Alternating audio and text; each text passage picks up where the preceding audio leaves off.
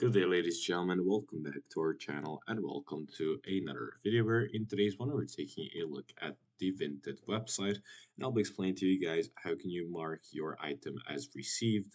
So let's jump right into it. First of all, open up Vinted on your web browser, log in with your profile, and the next thing to do is go into the chat settings or chat window with your seller. So right here, once you're in your seller conversation, let's suppose that this seller has sent the item to you.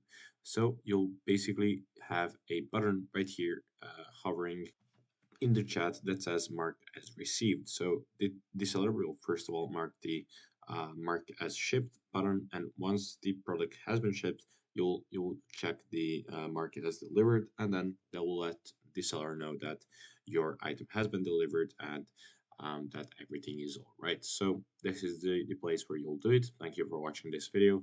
If you found it helpful, leave it a like, subscribe, and I'll see you guys in the next one. Goodbye.